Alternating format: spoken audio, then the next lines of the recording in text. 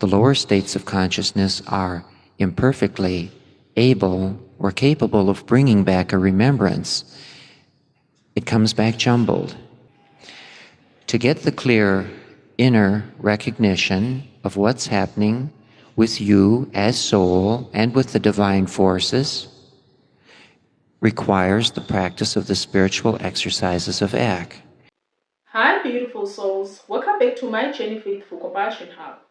In part 1 we spoke about responsibility and how inner guidance must be lived, not admired. In this part we are going deeper because many people do have experiences, but don't always understand what happens afterwards. This is where the confusion begins, not because the experience was false, but because the mind stepped in too quickly.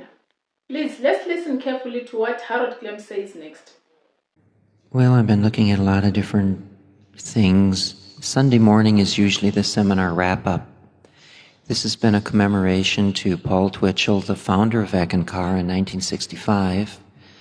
And over the weekend we have talked about different aspects of the task he faced as he brought Ekenar to the public in the modern times. But as I also mentioned, that digging into the past becomes old and tiresome, but yet, if the past is tied in with the present and gives a spiritual purpose, then it's all right to do it, but I just didn't like to get too heavy on facts because pretty soon a person gets tired and wants to just go to sleep. It's amazing. Some of the random notes that I ran across that I'll just mention because it's part of the wrap-up. Paul wrote in a letter to someone that he first met Rebazirtars in 1951 in the foothills of the Himalaya mountains, and this was near Darjeeling. He had said earlier that he had first gone to India in 1935, where he had met with Sudar Singh. We have gotten a whole lot of information about Sundar Singh, who is not the same person at all. And I thank those of you who have sent material in on Sundar Singh, but we're looking for Sudar Singh. Somebody said to Paul, you know, why don't you look into the Ekvija when you need to know something? And he said, frankly, he doesn't like to see the future because it takes the surprise and adventure out of life. And so you wonder, well, why doesn't somebody just look in the Ekvija and figure out where Sudar Singh was, where he worked, and all this? But it's more fun letting people go out and find him themselves. Other people worry, is there really such a person as Rebazirtars, or did somebody make him up? You know, Paul, for instance, with a Pali dictionary or a Tibetan dictionary or some kind of a Hindu dictionary. Did Paul take these dictionaries and scramble some names and put them together and borrow names from the Far East or the Near East or something? It would sound like it if we didn't have the inner teachings where people have met the Ek masters before they've heard of Ekenar. Ever so often, according to the world, we say some of our terms funny because they feel the real, original way to say a word is the way one of the religions says it, but we are saying it the correct way. And there's been a corruption as people have tried to remember what the ancient teachings of Ek were. Sometimes they remember poorly. And it comes out in a slightly distorted form as a person who remembers a dream. The inner experiences are real, and when an individual has a dream that is disjointed, it seems broken, there is no connection from one end to another, it's no reflection upon the inner experience which he is having as soul, but it is a reflection of his state of consciousness which is not able to bring back the entire experience. Because the lower states of consciousness are imperfectly able or capable of bringing back a remembrance, it comes back jumbled. And so people who are outside of Ek and in the first stages of Ek go heavily into dream interpretation. A better way is to get a clear recollection of the inner experience of what's happening. Know that it's not a symbol, but do know that as above, so below. That the inner isn't a symbol of what's happening here, but a parallel.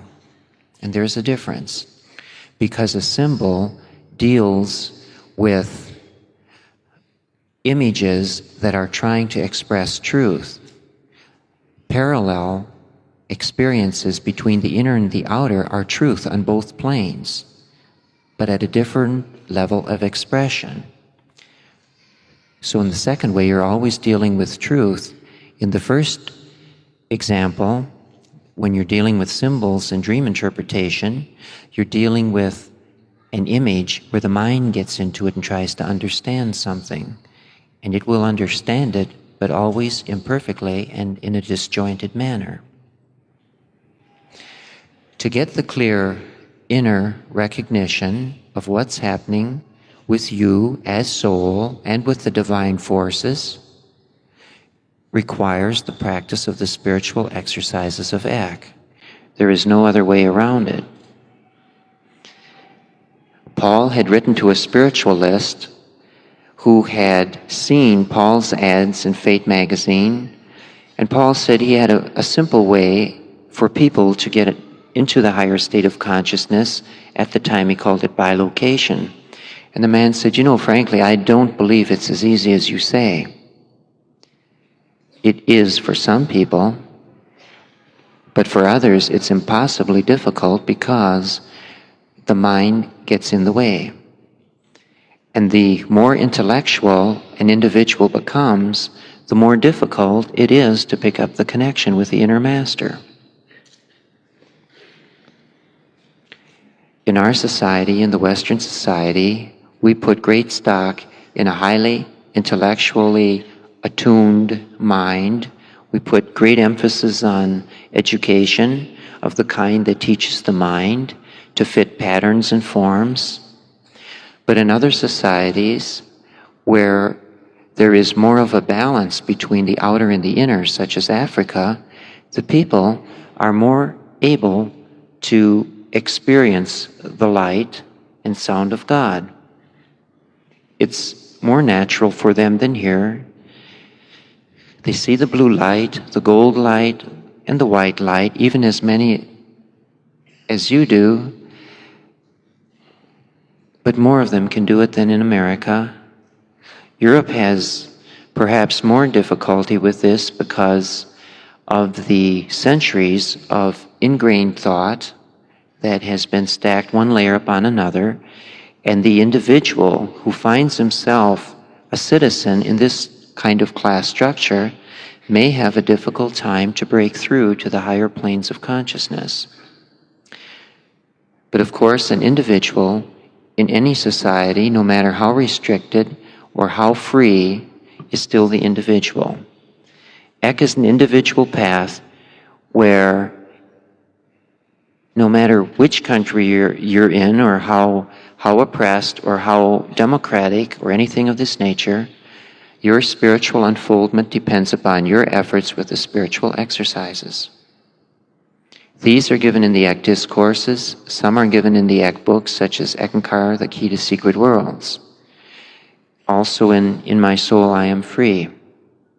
I mention the spiritual exercises and the Ek books in which they are because there are visitors to our Ek seminars who need to know the information that is old information to some of you who've been in for 5, 10, 15 years. What Harold is pointing to here is very subtle. Soul experiences truth as a whole. The mind experiences truth in fragments. So when the experience descends into the mind tries to organize it. It tries to label it.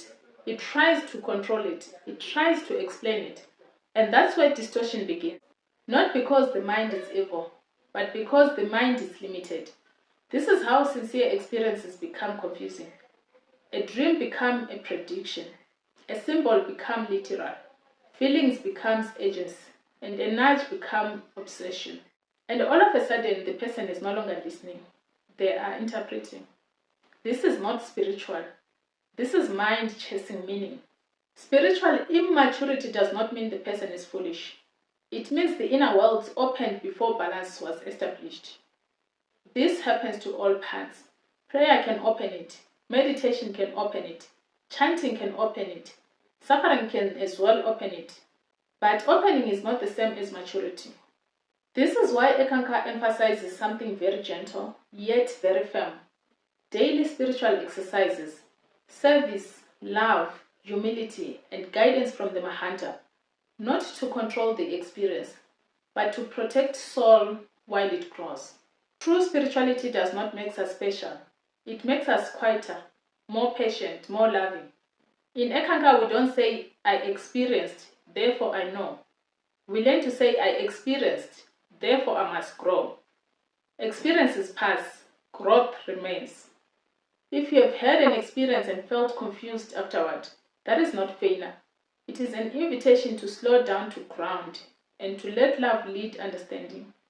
In part 3, we'll speak about patience and why the inner path unfolds slowly and why that slowness is messy.